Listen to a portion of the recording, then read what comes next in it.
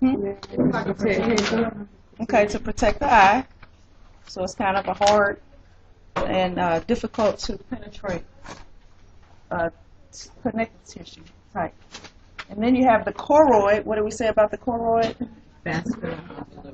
It's vascular, so it delivers oxygen and nutrients to the other parts of the eye. And then the retina. So the retina is where the photoreceptors are. And what are those photoreceptors? So the receptors are photoreceptors, meaning they respond to light. And the photoreceptors of the retina are the rods and the cones, right? All right, the macula and fovea, so those kind of go together. I just think of the macula as an area, and the fovea is in the center of that area. Phones on silent, please, or at least vibrate. Fovea centralis. What about the fovea? Clarity. Provide the high visual clarity. Yes, very good. And why does that part of the eye provide that high visual clarity? Because it has no lines. More cones. Cones. Okay, no rods actually. So most of the retina has both rods and cones, but the fovea centralis has only cones and a very high concentration of them. Okay, then the optic disc, called the blind spot. So the optic disc, you can say, is what? Other than blind spot, but why is it the blind spot? Why is it considered the blind spot?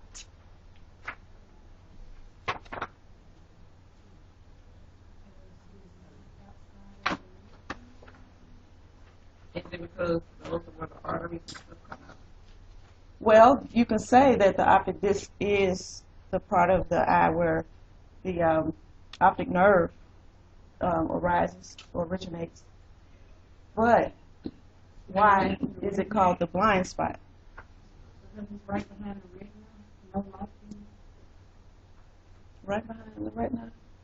Like, I think they tell us that the whole yellow part So this is retina. is, and because it is, And this is the nerve, I guess, carrying the signals, right, from the rest of the retina. I guess I'm So- thinking like it's a junction. It is a junction, but what do you not see there? So huh? So right in front of the blood vessels, there's something missing that you see on the rest of the eye. Hmm? What's missing from right here? That you have on the rest of the Right. All right. No photoreceptors are there. So the retina is yellow, and there's a gap. So there's no photoreceptors on that, in that gap. So what does that mean? If there's no photoreceptors, there's no signal, right? In that spot. So what should be getting to your brain is like a black spot, a black hole. But what the brain does so the signal, the visual signal starts at the photoreceptors, which are here. Those photoreceptors transmit signals via the optic nerve to the occipital lobe. Okay, so when the signal gets to the occipital lobe, that's when you see something. So if any part of that path is blocked, you're blind. Okay, so it could be something wrong with, if something is wrong with the optic nerve on one side, the receptors are still working, but the signals can't get past wherever the damage may be. So if you think of it in those terms, then all of the receptors are sending a signal to some part of the brain, and that's why we see what we see, right? So even if you're looking straight, you can see the ceiling, So the ceiling is falling somewhere on your retina, and that signal makes it to the brain. So you know where those things in your visual field actually are. So right here, nothing is being sent to the brain from this part.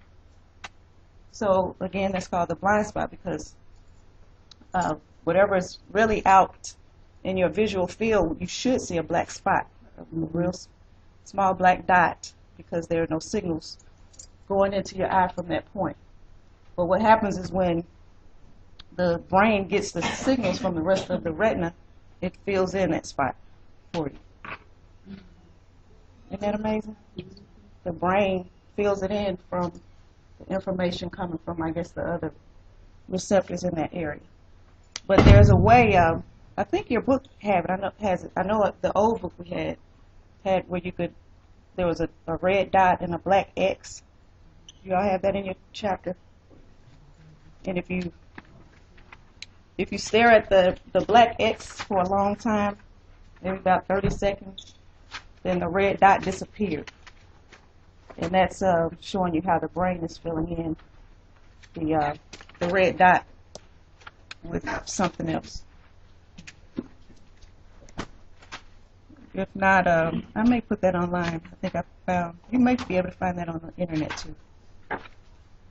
All right. So again, the sclera is the tough white outer protective layer of the eye. The cornea is clear and continuous with the sclera. The choroid is the vascular layer, which delivers oxygen and nutrients to the retina. And the ciliary bodies, which we haven't got to, contain ciliary muscles that adjust the tension on the suspensory ligaments to change the lens shape. Let's go back to that for a moment. So, of the parts, and I think I have on the study hints which parts I'll ask you or expect you to know on the test what their functions are. All of these we just mentioned. The optic nerve obviously has what function? To get the signal to the eye. Exactly. So to get the signal from the retina to the brain. And then you have the ciliary body, which we just mentioned. And the ciliary body is this reddish part there, and muscles are in that tissue. And what happens when the muscles contract is that adjusts the tension on these suspensory ligaments, the white lines there. And so together, you can say the suspensory ligament and ciliary muscles change the shape of the lens. So they adjust the lens shape. Okay? So that's what the ciliary body and suspensory ligaments do. Change the shape of the lens. And then the lens, what's the function of the lens? Anybody find that? Mm-hmm. So the lens helps to focus whatever we're looking at on the proper part of the retina. Okay? So whatever object we're looking at, the image we're looking directly at, we want to fall in the center of the what? Fovea centralis. So the lens has to focus that light, or actually change shape to focus the light on the correct part of the retina. So focusing, you can say that. About the lens, now what is the iris? Okay, so your description of the iris would be the color part of the eye, which is fine, but that doesn't tell what it does. Sometimes I'll ask a student, what is the function of the iris? It's the color part of the eye, that's not a function. It's more of a description. But, controls the amount of light that comes in and out of the eye, but specifically the pupil. So it controls the diameter of the pupil. So the iris controls the diameter of the pupil, therefore controlling how much light enters the eye through the pupil. Why is that important? Why not just have it maximally dilated? Good. So you notice when you have your pupils dilated, you get your eyes checked, go for an eye exam, they put those shades on you. But the reason for that, and that's important, the retina can't handle too much light. You can go blind if the retina is just flooded with excess light. So the iris, if you're out in the on a bright day, your iris just naturally starts to what? Constrict. And that's keeping too much light from coming in. Okay, so that's protecting the retina. So when you're getting your pupils dilated, why do you need those shades? Right, because even though you go outside, like we said, the pupils, the iris will cause the pupils to constrict, but not if you are blocking the part. Exactly. So that's why the medication is given to block that process of stimulating the constrictors, so the dilators stay open. Okay. Quick question. Mm-hmm. So if your eye is normally, I guess when it's open like that, it's contracted, or is it dilated? It's dilated when it's open, right? The when pupils, the pupil is open. yeah, when they're wide open. So is that normal to be wide open, for your pupil to be at night? At night. No, if you're on drugs, that happens. People who are on drugs. My daughter's eyes are like that though, but she's not on drugs. Like what? Her pupils dilated. Okay, let's look. I have a picture of one that looks scared Like like that. That's how her eyes look. Really? My sister went to Indiana and she said they used to smoke a long fluid and their pupils would dilate and get small and dilate and get small and that what causes it? Drugs. The chemicals. I'm saying what does it doing? So when obviously, so when the doctor looks in your eyes, they put a light. So what are they looking for to happen? What's supposed to happen when they shine? So when light is shined on in your eye, the pupils are supposed to constrict, and that's what they're checking for. Because if it doesn't, there's something neurological going on. Okay. That ain't told me that far. Well, maybe hers does constrict at that time. Maybe hers is just naturally this way for some reason. But they would have said something if they shine the light and it didn't constrict at that time. So maybe it constricts. Yeah, she goes. She wears glasses. Her pupils are literally like that. In the house, maybe. Do you look at them outside on a bright day? Exactly. But I don't pay attention. Yeah, so probably inside. I keep It's my house dim. dark. It's Exactly. dim. So just imagine when you go outside on a bright day and you've been in the house. I have to That's do a slightly check dim. quickly. I close my eyes. And so when you go out, your eyes, that hurts, right? That's because your pupils are Also, my dilated. eyes. Maybe. You gotta look in the mirror. I just say that. So, and that's why when you go out and you've been in a dim room, it hurts because too much light is coming in. And it takes a little while for the pupils to go ahead and constrict. But once they constrict, you don't feel the problem anymore for a few seconds. Okay? And on the other side of that, what about when you turn the TV off, the light off in your house at night? You still see light? Well, at first you don't. At first you can't really see too much of what's going on. And then after a few minutes, you can see things in the room, right? And that's because they have what? Dilated. So you reduce the light, that causes them to dilate. And you increase light, they constrict. Okay. And I think that was it. Okay, so what's the function of the pupil?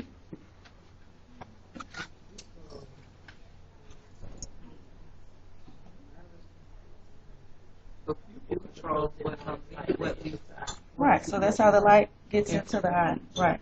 And so the iris controls how much light is able to get into the pupil. And remember, so in order for the pupils to dilate and constrict, there must be what? Muscles involved. The muscles involved are called pupillary muscles. And there are two different sets of pupillary muscles. One set is called a constrictor or sphincter, and look closely at the shape of those muscles there. So you can see the muscle fibers are going around, so that means when they contract, that opening closes. Right. So if you think of contraction as when the muscles shorten, they're going to close that opening. And then outside of those, you have muscles that are going in another direction. The fibers are going linearly. And so if those contract, what are they going to do? Think about it. When they contract, they get shorter. But getting shorter means pulling on the inside, making the pupils dilate. Okay, so those are pupillary dilators. Sympathetic division stimulates one, parasympathetic division stimulates the other. So them little lines that's around the pupil, you see it? There's something in the eye. You see it in the eye over here? Over here? The other. There's the Those are the muscles. muscles. Those are the muscles. Within the color. Yeah, Oh, within yeah. the color. Yeah. Okay. Okay. And then pigments also, and they're the reason we have different colors, is there are pigments in the iris. Okay, so which of those muscles is stimulated by the sympathetic division? Obviously the dilators. Okay, so if you block the signal, sympathetic signal, the dilators don't get the signal. So the pupils do what? Constrict. Okay, and the constrictors are stimulated by parasympathetic. All right, rods and cones. So really a whole lot to talk about with the rods and cones, but I don't think you all need to know it in that much depth. So all I'm going to require is that you know that they are photoreceptors, where they're found, and what their individual purpose is. So the rods function in dim light, cones function in bright light. So what does that mean? So the rods are stimulated when, remember they're both photoreceptors, but one type of photoreceptor is stimulated in dim light, the other type is stimulated in bright light. And so rods only provide shades of gray, perception of shades of gray, whereas cones provide color vision, and color vision is it's functioning in bright light. And again, what did we say about the fovea? It's like HD. High def. Okay, I forgot about that. I meant to use that with my other class. So they're densely clustered in the fovea. The cones are. Okay, so shades of gray. And to think about this, think about what we just said earlier about when your lights are off in the house. And can you make out colors? Well, you try to tell the difference between blue and brown, and it's just impossible, right? Or black and blue. It's impossible because all you can see is shades of gray when the rods are providing the vision. So you need to turn on the lights to see that.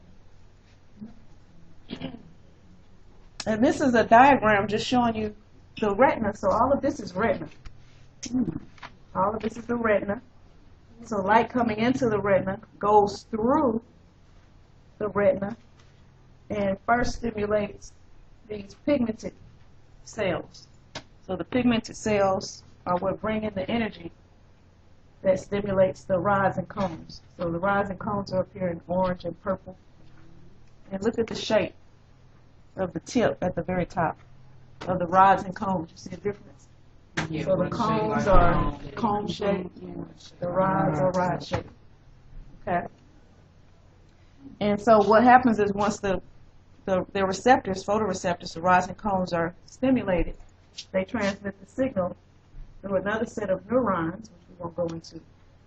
You have horizontal cells, and they all have some function in clarifying the vision. Okay, amacrine cells, bipolar cells, ganglion cells, which send the signal on to the optic nerve. And that's another view. So this is an image when your optometrist is looking into your eye. That's what he sees. So that's the blind spot, and the fovea right there. So what they're usually looking at, he or she, is the health of the blood vessels. That's mainly what they're looking at in your eye. You have one unhealthy. No, in this picture. But you can, like, if one was kind of blocked off, you can see the that. block. So I'm going to skip through here. What did we say about detached retina? Detached retina. Yeah, and I meant to say something else about that. So in this picture, all of this material here, that's called the vitreous body or vitreous humor, and I said it's kind of like a jelly-like material. And if for some reason there's a decrease in that, the retina pulls away from the choroid in detached retina. So what that gel does is to provide pressure so that the retina stays in contact with the choroid. Okay, so the vitreous body, that gelatinous mass, helps stabilize the eye shape and supports the retina. And cataracts, what's going on with cataract? You have a condition in which the lens is no longer transparent, it becomes cloudy. Okay, light refraction. Light refraction is just the bending of light. So when light hits an object, it's going to bend in some direction. So the eyeball is made such that when the light hits the cornea, it's going to bend. And the whole purpose is for the image that you are looking at to fall on the correct part of the retina. And okay, I was looking for that other picture here. This one is just in a bad place. So wherever you're looking at the light from the image, the object you're looking at, the light bends as it goes through the cornea, and then it bends again as it goes through the lens. And that bending of the light is called refraction. Not a major thing to worry about here. Let's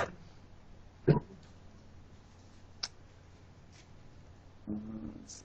Focal point, focal distance, accommodation. You do need to know a little bit about accommodation. Accommodation is kind of the process that the eye uses to focus images based on how close they are to us or how far away they are. So the shape of the lens changes depending on the object that we're focusing on. If it's close to us, the lens is going to do something different than if the object is far away. Astigmatism is a condition where light passing through the cornea and lens is not refracted properly. So the visual image is distorted. And really what's going on there, so just imagine this is what you're looking at out in front of your face. It's pretty close to you. So for close vision, accommodation involves the ciliary muscles contracting to allow the lens to be more round. So you notice the lens here versus here, the lens in the two pictures. So notice the one on top, the lens is more round than the one on the bottom. So that's how the iris, the lens responds to if we're looking at something close to us versus further away. Well, no, that has to do with what I'm getting ready to get into about having close vision or far vision, nearsightedness and farsightedness. So that's the main thing. This is accommodation, and that's what I wanted to point out there. So have an idea how the lens responds to looking at something close to us versus something at a distance. So when we're looking at something close to us, the lens does what? Well, the lens doesn't contract, it just becomes more rounded. And what did we say controls the lens? Ciliary. The ciliary muscles and the ligaments, the suspensory ligaments. Okay, so what does it say up here? The ciliary muscle contracts, the lens becomes more rounded. So when we're looking at a distant object, the ciliary muscles relax and the lens flattens out. Okay, so that's kind of what I'm looking for you to know. And again, notice these light rays. These are basically light rays that we want to fall on the correct part of the retina. And you can see that all of those components are going to adjust to make sure that the signal does fall on that part of the retina, which happens to be the focal point within the fovea centralis. So if a person has astigmatism, what happens is the cornea is supposed to be perfectly spherical, but not all of us have that perfectly spherical cornea. I have an astigmatism myself. So all that means is the cornea may be slightly oblong, sort of more football shaped than basketball shaped. And so when the light bounces off the cornea, it ends up going, the perfect image ends up falling somewhere else besides the fovea centralis. It falls here somewhat. And there's actually two focal points. So when that signal gets to the brain is somewhat confused, and it causes a blurred image. Does that have anything to do with nearsighted? We're getting ready to get to that. That's something similar, but with astigmatism, you have two focal points instead of just one. I mean, they're basically blind. Well, they never get I'm to not see. blind. I have astigmatism. So all that means is that perfect image is not falling in the center of the fovea. The perfect image is falling in two spots. So it's just blurry. It's just not clear. The image is not clear. That's what they meant by the football shape. They said that my daughter had like a football shape. Cornea. Yeah. Yeah. Well, it's not that bad. I mean, I can see. You see, most of the time I don't even use my glasses. So, but it's difficult to read things. I have to kind of bring it up close to me. Okay. Nothing major there. So this is basically just showing you how, just imagine with this person, say this eyeball is yours and you're looking at the center of that pole. All this is showing you is what part of your retina that image is going to fall on. So if you're looking directly at something, it's going to fall right there in the back at the fovea.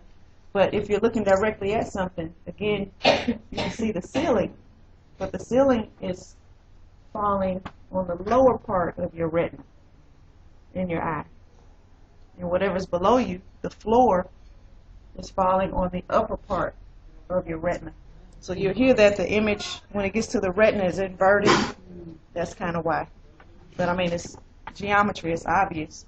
How's the floor going to be on the bottom of my retina? If you're thinking about the light coming from the floor, it has to go in a straight line. So that's why the image is inverted. But once it gets to the brain again, the brain switches it back over. And some scientists did an experiment where, I don't know what the animal was, I think it may have been a frog or something, and they somehow got in and turned the eyeballs upside down.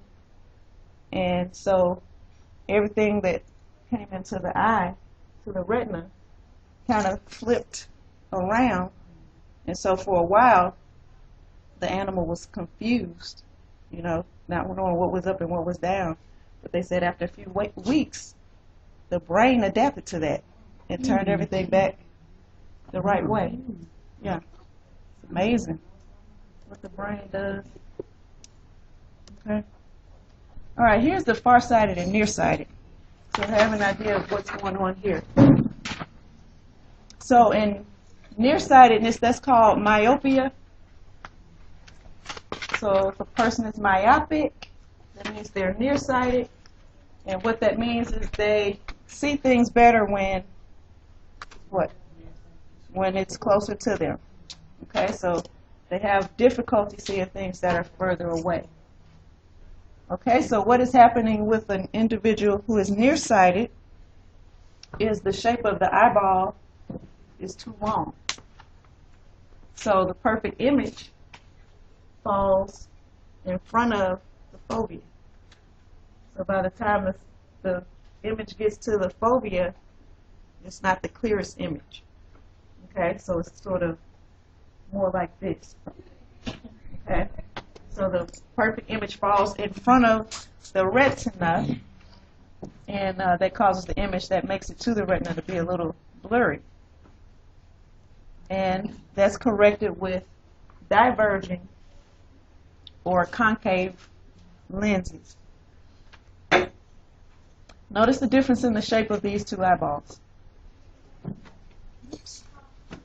That one and that one. So this one you can see if a person is farsighted, it's usually that their eyeball is too what? Short.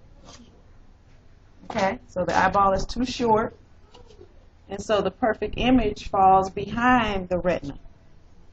So this is behind the retina, so look what is going through the retina. That part that is not as sharp. So it's just not the clearest picture making it through the fovea. And farsighted, so a person who's farsighted, they see things better further away. So if you see people reading a book or a newspaper and they have to pull it away, then that means they're farsighted. Now, another thing though is when we get older, we all naturally become farsighted. And that has more to do with the control of the lens. You kind of lose the control of those muscles, the ciliary muscles we mentioned before. Older people become farsighted as their lenses lose elasticity, a form of hyperopia called presbyopia. Yeah. So you'll see that in older people. And there are glasses that they can use. Using those glasses that you find at the drugstore, that usually helps them. Yeah. Surgical correction. So this goes into the LASIK surgery. Anyone in here had LASIK? Scared? I would love to have it. I would love to do it. But I'm scared of scar tissue. And they say it's real quick. The entire procedure can be done in less than a minute. They use A lot of patients come to me. Really?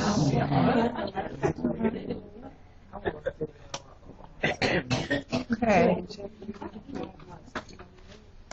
At some point, I'm not going to ask you all about this on the test, but you'll hear about rhodopsin, retinal.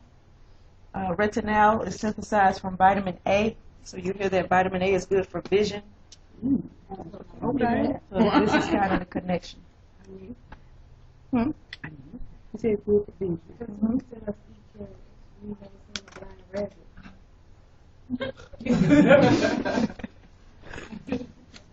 All right, color blindness involves the rods or cones. Cones. Cones, obviously, because cones provide color vision. And there are three types of cones. Some are red cones, some are green cones, and some are blue cones. So people who are colorblind are lacking one of those color cones. So color blindness is the inability to detect certain colors. And these are types of tests you've probably seen at some point at the eye doctor. So what they're looking at is if a person is unable to see that number, that means they're what? Colorblind, and that is because they're what? Lacking. one of the cones. Which one? The red. The Red cones. There you go.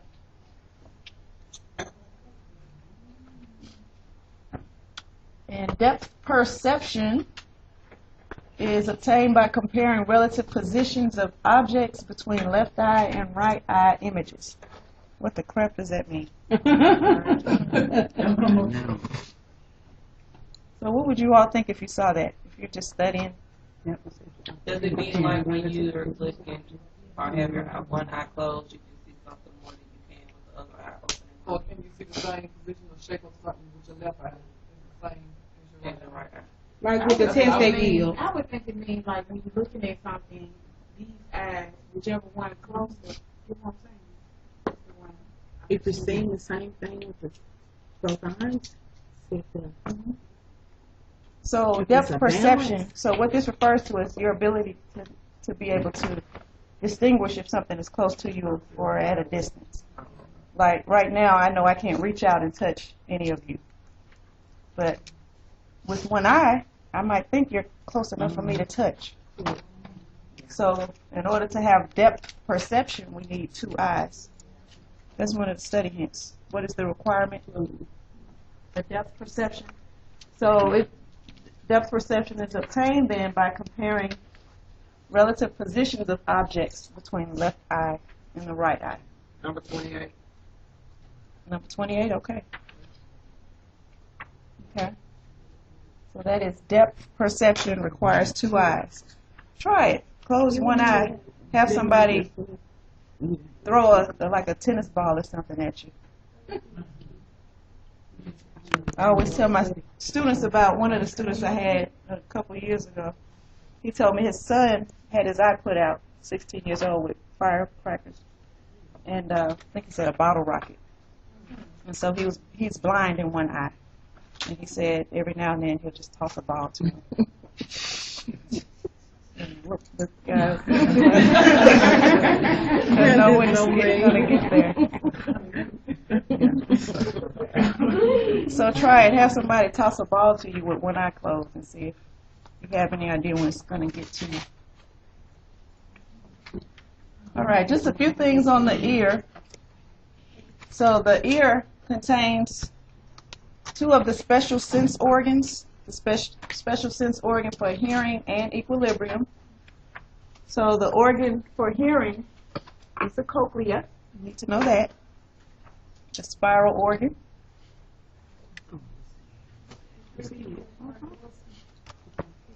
Huh? Yes. The cochlea is the organ of hearing. Cochlea. And that is the inner ear. It's the tympanic membrane or eardrum. Tympanic membrane is the eardrum, yes. And notice on this picture, have an idea, because in the future you all are going to have to know the difference between the inner ear components, middle ear components, and outer ear, external ear. So just kind of have a visual of this picture. Everything outside of the eardrum is external. The middle ear includes the eardrum and the ossicles. Okay? And also the eustachian tube, which I'll explain in a second, connects up with the middle ear. And then the internal ear is where those major organs are. The cochlea and the vestibule and semicircular canals. So the vestibular apparatus is where the receptors for equilibrium are located. Vestibular apparatus, which is going to include the vestibule and the semicircular canals. So inside of those, there are organs or receptors for equilibrium. And the cochlea is where we have the receptors for hearing. And I just noticed I didn't have a picture up there showing the inside of the cochlea, but I'm sure you have that in your book. So when you get a chance, look at the book to see what the actual receptor for hearing inside the cochlea looks like. Okay, make sure you know the malleus, incus, and stapes, the ossicles.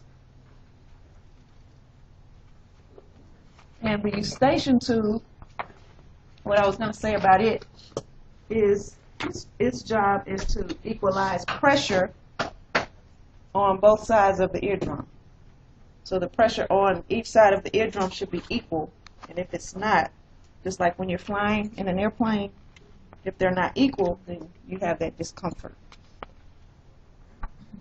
And that is alleviated sometimes by chewing gum or swallowing repeatedly to equalize the pressure on both sides.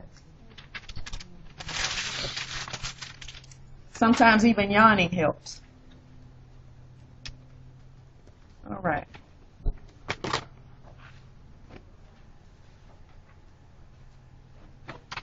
Okay. The tensor tympani muscle and stapedius muscles. So these are auditory muscles. And let's just look at the ear one quick time. So sound waves enter the ear, right? So as sound waves enter the ear, they bounce off of the tympanic membrane. Okay, so this is how the hearing process occurs in several steps. So you can see the external acoustic meatus is the canal where sound energy enters the ear, and then once those sound waves bounce off of the tympanic membrane, it vibrates, and that causes the vibration of the ossicles. You see how they're connected, and they stimulate. That vibrational energy stimulates the oval window, which you see is connected to the vestibular apparatus in the cochlea. So that vibrational energy transmits to the inside here. And so that's why I said looking at a picture in your book and see if you can get an understanding of how that activates the receptors for hearing that then have to transmit the signal onto the brain. Okay, I'm not going to ask you anything about those on the test, but it's good information if you have that. Okay, and these muscles, what they do, sometimes the vibrational energy coming in to the ear is too much for the eardrum. So what those muscles do is stiffen and reduces the movement of the stapes at the oval window. So that prevents the too much energy being sent into the ear that can do damage. But it takes a while for it to kick in. So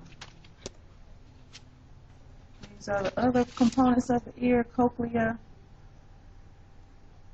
vestibule, and semicircular canals. Okay, so receptors in the vestibule provide sensation of gravity and linear acceleration. So linear acceleration means what? Accelerating in one direction.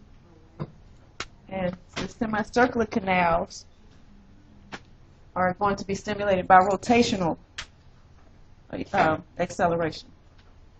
Rotation of the head, for example. And let me show you one thing there.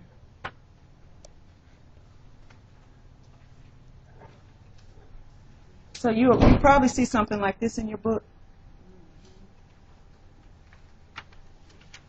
So again, what we're talking about here is equilibrium.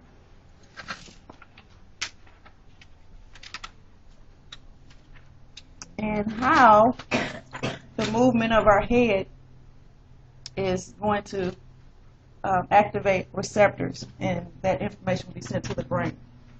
So these are the actual receptors that are activated when we move our head. And we have this, it looks like some weird material, but you have otoliths, which are somewhat heavy. So when we move our head, it kind of causes this gel to move in whatever direction.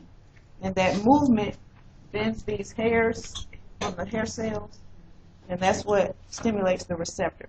A signal is sent on to the brain to make us aware of our body positions. So that's why we know when we move our head to one direction or the other, what position the head is in. So that's pretty fascinating too, if y'all get into that. at that level. I know everyone does not, but still good stuff. All right, so that is chapter 17.